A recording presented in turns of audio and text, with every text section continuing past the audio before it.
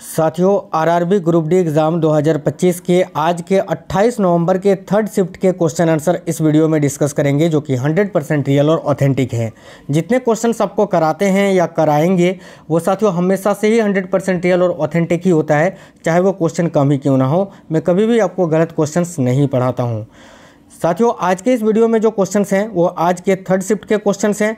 Railway group D 28 नवंबर में पूछे गए क्वेश्चंस हैं, तो क्लास को कंप्लीट देखना है। और हाँ, अगर आप में से कोई पेपर देकर आए हैं तो कमेंट बॉक्स में ज़रूर बताना आपका पेपर कैसा रहा, आपका सेफ अटेम्प्ट क्या रहा। और अगर जिनका पेपर बाकी है, अगर आपने सिटी इंटीमेशन चेक कर लिया है तो बताना आपका पेपर कब है और किस शिफ्ट में है।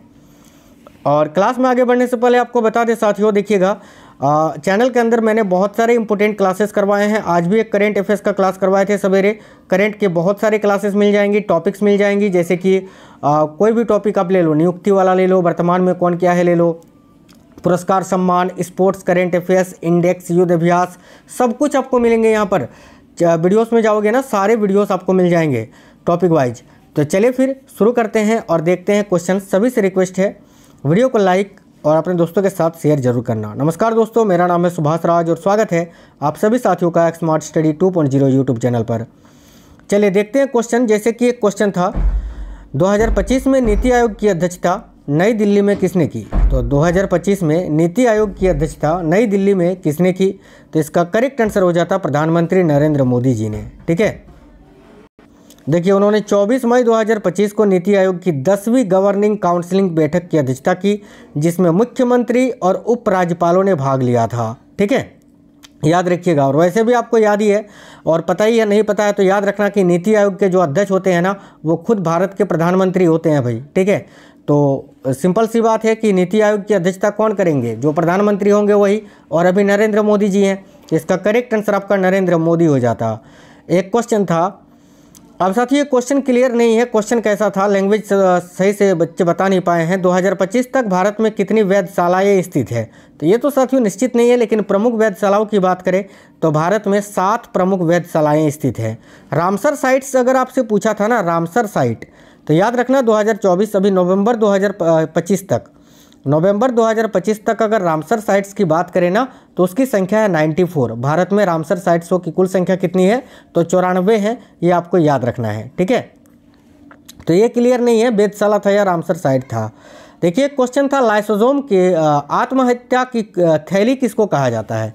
तो ये सिंपल क्वेश्चन था साथियों, आत्महत्या की थैली किसको कहा जाता है? लाइसोसोम को कहा जाता है। लाइसोसोम को आत्मघाती थैली, आत्महत्या की थैली, पाचन थैली के नाम से जाना जाता है, याद रखना।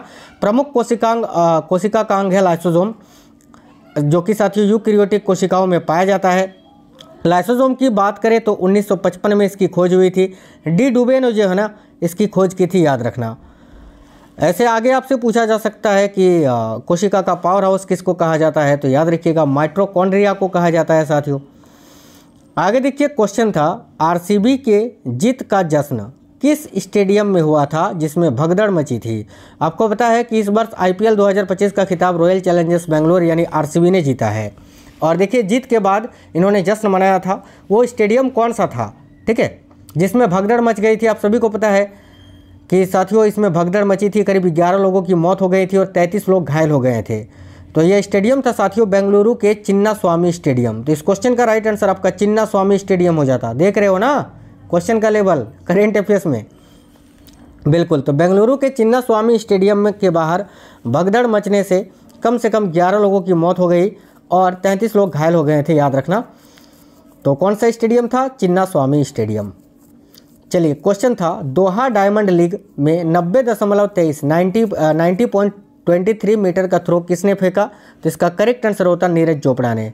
हालांकि नीरज चोपड़ा सेकंड स्थान पर रहे थे, दूसरे स्थान पर रहे थे। जुवियन बेबर जो है इसमें जीते थे, 91 पॉइंट कुछ मीटर का उन्होंने थ्रो फेंका था और नीरज चोपड़ा ने 90.23 मीटर का। और याद रखना नीरज चोपड़ा के लाइफ का ये अब तक का सबसे लंबा थ्रो था, 90.23 मीटर थ्रो, जो कि उन्होंने दोहा डायमंड लीग में फेंका था साथियों। ठीक है, चलिए एक क्वेश्चन था, 2025 में किस राज्य अथवा केंद्र शासित प्रदेश की पुलिस ने सार्वजनिक स्थानों पर महिलाओं के यौन उत्पीड़न पर नजर रखने के लिए शिष्टाचार दस्ते का शुभारंभ किया है? 2025 में किस राज्य अथवा केंद्र शासित प्रदेश की पुलिस ने सार्वजनिक स्थानों पर महिलाओं के यौन उत्पीड़न पर नज़र रखने के लिए शिष्टाचार दस्ते का शुभांकर किया, तो करेक्ट आंसर हो जाता साथियों दिल्ली ने।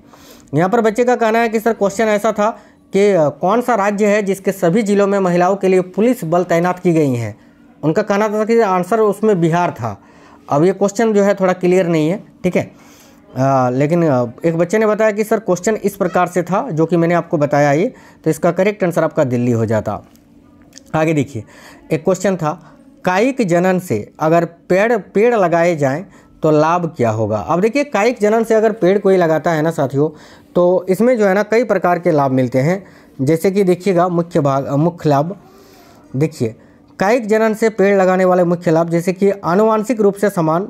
बच्चे ने बताया, ये क्वेश्चन जिसने बताया है कि सर ये ऑप्शन भी था आनुवंशिक रूप से समान, तो ये अगर ऑप्शन में था तो यही आपका करेक्ट आंसर हो जाता, क्योंकि ये कायिक जनन से पेड़ लगाने का मुख्य लाभों में से एक है।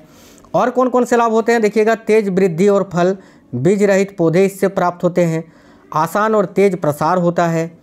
इसके अलावा प्रजनन में आसानी भी होती है, ठीक है, प्रजनन में आसानी भी होती है साथियों। चलिए आगे देखिएगा, क्वेश्चन था ऑस्ट्रेलियाई ओपन या ऑस्ट्रेलियन ओपन 2025 में महिला वर्ग का खिताब किसने जीता है। तो ऑस्ट्रेलियन ओपन की बात करें, बताओ यार कितनी बार मैंने पढ़ा है, देखो जाकर यार क्लासेस, पुरस्कार और सम्मान या फिर करेंट अफेयर्स के क्लासेस, ये क्वेश्चन क्या नहीं है क्या।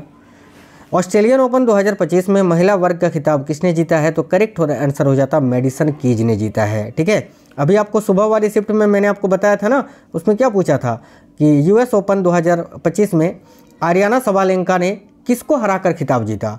तो भाई वो भी आया था, अभी यूएस ओपन से पूछा है, आज अभी इस शिफ्ट में ऑस्ट्रेलियन ओपन से पूछा है, कल विंबलडन से पूछेगा, फ्रेंच ओपन से पूछेगा। तो ये चारों ग्रैंड स्लैम आपको पढ़ के जाने हैं। मैंने वो सारे कराए हुए हैं चैनल में यार, जाके पढ़ो तो कम से कम। चलिए, तो मेडिसन कीज इस क्वेश्चन का करेक्ट आंसर हो जाता साथियों, ध्यान से देखिएगा। आगे देखिए, क्वेश्चन था निम्न में से कौन जल से सबसे जल्दी अभिक्रिया करता है। 4 ऑप्शन थे और वो चारों ऑप्शन भी मिल गए हैं, ये 4 ऑप्शन थे। तो भाई इसका आंसर क्या होगा साथियों, सोडियम हो जाएगा। क्योंकि देखिए रिएक्टिविटी सीरीज जो होती है, सबसे ऊपर होता है आपका पोटासियम, उसके बाद होता है सोडियम, फिर होता है कैल्शियम। ये जो तीनों होती है ना, ये जल के साथ, ठंडे जल के साथ भी जो है अभिक्रिया कर लेती है। तो इन तीनों में देखो यहाँ सोडियम दिया हुआ है 4 ऑप्शन में से, तो सोडियम इस क्वेश्चन का आपका करेक्ट आंसर हो जाता। बाकी रिएक्टिविटी सीरीज से हर शिफ्ट में क्वेश्चन आ ही रहा है, तो उसको एक बार अच्छे से देख लेना। और हाँ साथियों, देखिए मैथ और रीजनिंग की अगर बात करें ना, मैथ्स और रीजनिंग की, ठीक है, तो मैथ में 20 क्वेश्चन, 18 से 20 क्वेश्चन तो आप आसानी से बना लोगे, ठीक है। बाकी के क्वेश्चन बहुत ज़्यादा कैलकुलेटिव है, कम नहीं, बहुत ज़्यादा। रीजनिंग की बात करें तो रीजनिंग में भी 25 से 26 क्वेश्चन आप इजीली बना लोगे। और कुछ क्वेश्चन जो है ना वो मॉडरेट लेवल के आ रहे हैं, हार्ड नहीं कर सकते हैं मॉडरेट लेवल के, लेकिन मैथ के क्वेश्चन थोड़े हार्ड आ रहे हैं। और साइंस में ना आज एक बदलाव देखने को मिला है। बदलाव ये है कि साइंस में आज बहुत सारे स्टेटमेंट बेस्ड क्वेश्चन पूछे गए हैं, ठीक है, स्टेटमेंट के आधार पर, ठीक है। तो वो उससे आपको पता है कि जब कोई भी क्वेश्चन स्टेटमेंट बेस्ड होता है तो थोड़ा जो है ना वो डिफ़िकल्ट होता है, पढ़ने में टाइम वेस्ट होता है, और भी जो है ना बहुत सारी परेशानियाँ होती हैं। और जनरल अवेयरनेस की बात करें तो 20 में 20 क्वेश्चन केवल करेंट अफेयर्स का पूछा जा रहा है। चैनल करेंट अफेयर्स का ये चैनल ही करेंट अफेयर्स का है। आप लोग जाओ और क्लासेस देखो यार, टॉपिक वाइज, चाहे मैराथन जो आपको देखना है सब मिल जाएगा। और डेली करा भी रहा हूँ, कम से कम वो तो देख लो। आज सुबह भी एक टॉप 50 करेंट अफेयर्स का क्लास करवाया, जाकर देख लेना। चलिए, तो साथियों आपका पेपर कब है आप कमेंट बॉक्स में जरूर बताइएगा। वीडियो को लाइक करिए, दोस्तों के साथ जरूर शेयर करिए। मिलते हैं नेक्स्ट वीडियो में। जय हिंद, वंदे मातरम।